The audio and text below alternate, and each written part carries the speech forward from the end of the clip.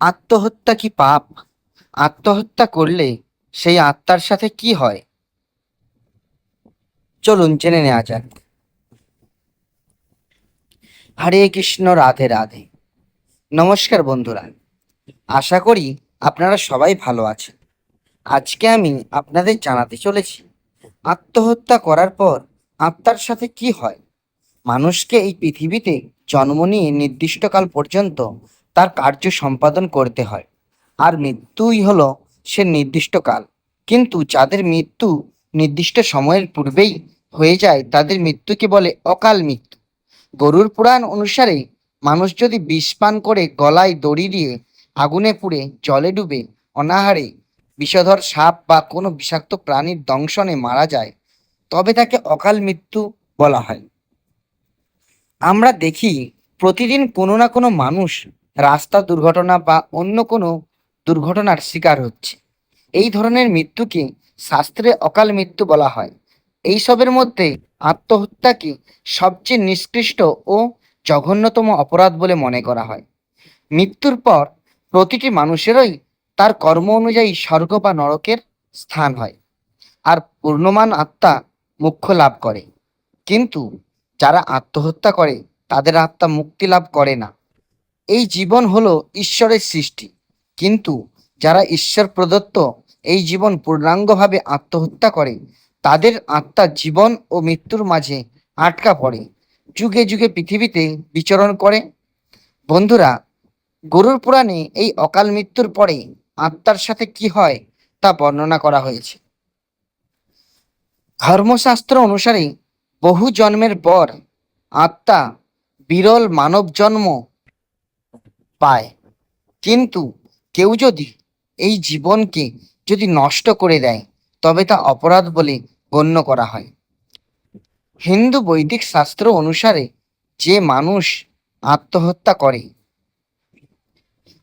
তারা অজ্ঞানতা ও অন্ধকার পূর্ণ সূর্যের আলোর বিপরীত দিকে নিষ্কৃষ্ট ও সূর্য নামক জগতে চলে যায়। যে ব্যক্তি আত্মহত্যা করে সে চারিদিকে শুধু অন্ধকারই দেখে, কেবল সে মৃত্যুলোকে ঘুরতে থাকে এবং অনেক কষ্ট পায়। সে প্রিয়জনই প্রাপ্ত হয়। গরুর পুরাণ অনুসারে এই প্রাপ্ত আত্মার জল পিপাসা তো পায়, কিন্তু সে জল পান করতে পারে না। খাদ্য সর্বদা তার সামনে সজ্জিত থাকে, কিন্তু সে খেতে পারে না। সে সর্বদা ক্ষুধায় তৃষ্ণায় অস্থির হয়ে থাকে। না তাকে স্বর্গ বা নরকে যেতে দেওয়া হয়, না সে কোনো প্রজাতিতে জন্ম পায়। ঘুরে বেড়ায় আর কষ্ট পেতে থাকে। এই ধরনের আত্মারা ততক্ষণ পর্যন্ত নতুন জন্ম পায় না যতক্ষণ না তাদের সময়চক্র সম্পন্ন হয়ে যায়। তাই আত্মহত্যা করার পর যে জীবনটা পাওয়া যায় তা অনেক গুণ বেশি কষ্টকর হয়ে থাকে। এমনকি সে যখন নতুন জন্ম পায় সেই জন্মেও তাকে অনেক কষ্ট সহ্য করতে হয়। কিন্তু যতক্ষণ তাদের জন্ম হচ্ছে না তারা ভূত হয়ে ঘুরে বেড়ায়। তাদের কোনো বর্তমান ও ভবিষ্যৎ নেই। যারা অতীতে আটকে রয়েছে তারাই ভূত, অর্থাৎ যে জীবাত্মার পুনর্জন্ম হয় না, যারা জন্ম মৃত্যুর মাঝে আটকা পড়ে যান তারাই ভূত। যে ব্যক্তি দুর্ঘটনা বা আত্মহত্যা ইত্যাদির কারণে মারা যান তিনি ভূত হয়ে ঘুরে বেড়ান। এই ধরনের আত্মাকে সন্তুষ্ট করার জন্য শ্রাদ্ধ এবং তর্পণ করতে হয়। যারা নিজেদের আত্মীয় এবং পূর্বপুরুষদের শ্রাদ্ধ এবং তর্পণ করেন না তারা সেই অতৃপ্ত আত্মারা উপস্থিত অনুভব করতে পারেন। অর্থাৎ যারা আত্মহত্যা করেন মৃত্যুর পর তাদের অশেষ যন্ত্রণা ভোগ করতে হয়।